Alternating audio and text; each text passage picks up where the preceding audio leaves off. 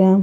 आज हम फिर उपस्थित हैं रामायण बालकांड में आगे की कथा लेकर, जिसमें हम शिव बारात का वर्णन कर रहे हैं। चलिए शुरू करते हैं।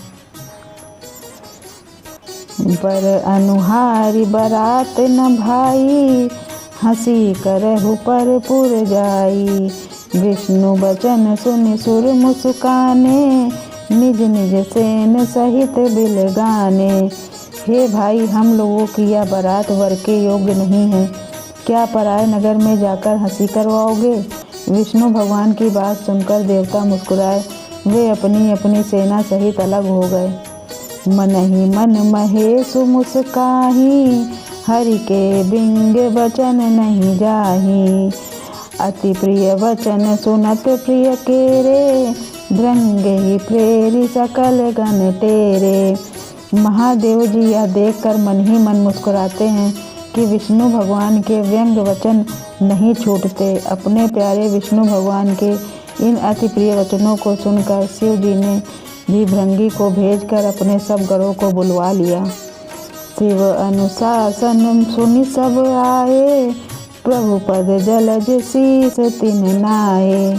नाना वाहन नाना वेशा, बिहसे शिव समाज निज देखा। शिव जी की आज्ञा सुनते ही सब चले आए और उन्होंने श्याम के चरण कर्मों से सिर नवाया। तरह तरह की सवारियों और तरह तरह के वेश वाले अपने समाज को देखकर शिव जी हंसे। को मुखहीन विपुल मुख काहू, बिनु पद कर को पद बहुपद बाहू। विपुल नयन को नयन विहीना, रिष्ट पुष्ट को अति तन खीना। कोई बिना मुख का है, किसी के बहुत से मुख हैं। कोई बिना हाथ पैर का है तो किसी के कई हाथ पैर हैं। किसी के बहुत आँखें हैं तो किसी की एक भी आँख नहीं है। कोई बहुत मोटा ताजा है तो कोई बहुत ही दुबला पतला है। तन खीन को अति पीन, पावन को अपावन गति धरे। भूषण कराल कपाल कर, सब सद सोनित तन भरे। खर स्वान सुअर श्रकाल, मुख गण बेस अनगिनत को गने।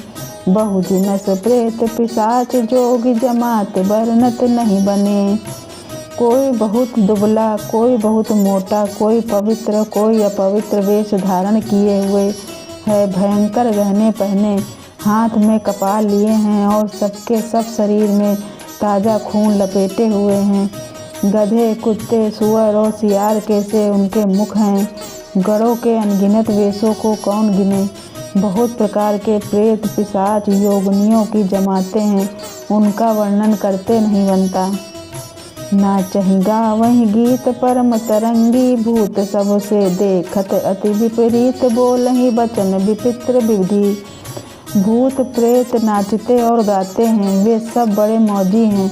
देखने में बहुत ही बेढंगे जान पड़ते हैं और बड़े ही विचित्र ढंग से बोलते हैं। जस दूलहु तस बनी बराता, कौतुक विविध होई मग जाता। हिया हिमाचल रचेउ बिताना, अति विचित्र नहीं जाई बखाना।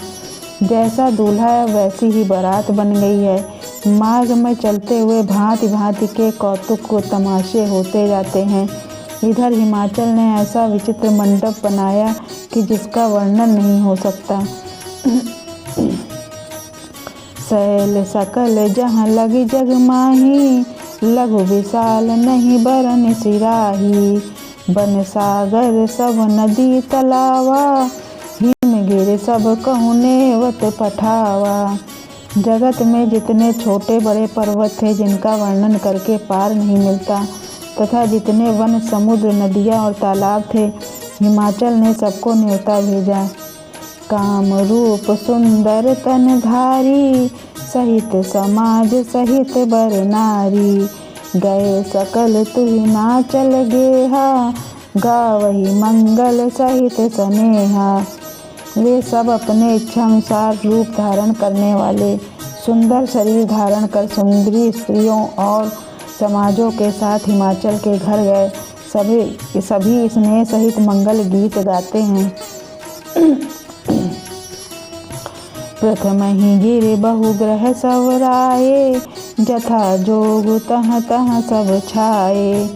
पुर शोभा अवलोक सुहाई, ला गई उम्र के समझदार लोग धीरज धरकर वहाँ डटे रहे। लड़के तो सब अपने प्राण लेकर भागे।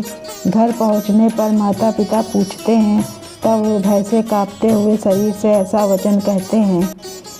कही काह कही जाई न बाता, जम कर धार किंधौ बरियाता।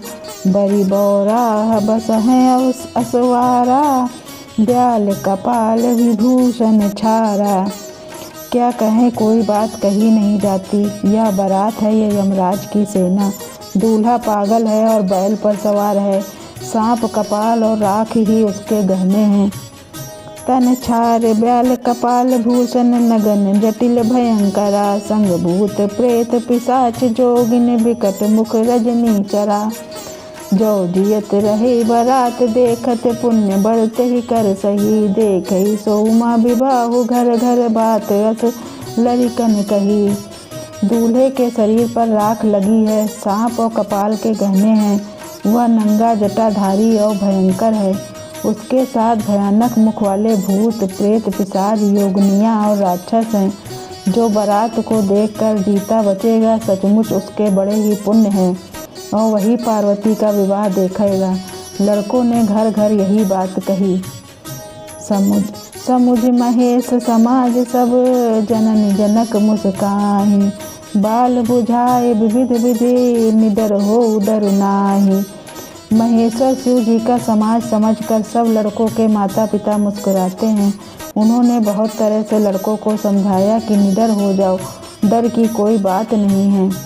लय अगवान बारात ही आए, दिए सब ही जनवास सुहाए। मैना शुभ आरती संवारी, संग सुमंगल गाँव ही नारी।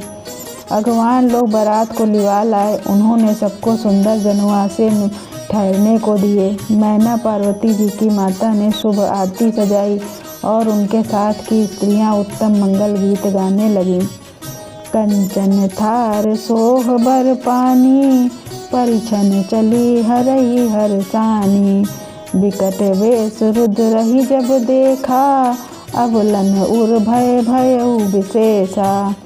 सुंदर हाथों में सोने का थाल शोभित है। इस प्रकार मैना हर्ष के साथ शिवजी का परिछन करने चली।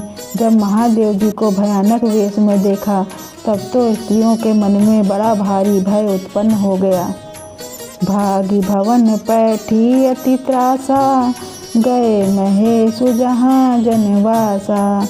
मैना हृदय भयहु दुख भारी, लीनी बोल गिरीश कुमारी। बहुत ही डर के मारे भाग कर वे घर में घुस गईं और शिवजी जहाँ जनवासा था वहाँ चले गए। मैना के हृदय में बड़ा दुख हुआ। उन्होंने पार्वती जी को अपने पास बुला लिया। अधिक स्नेह गोद बैठारी, श्याम सरोज नयन भरे भारी।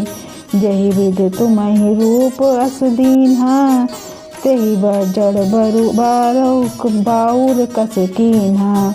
और अत्यंत स्नेह से गोद में बैठाकर अपने नील कमल के समान नेत्रों में आंसू भरकर कहा, जिस विधाता ने तुमको ऐसा सुंदर रूप दिया, उस मूर्ख ने तुम्हारे दूल्हे को बावला कैसा बनाया।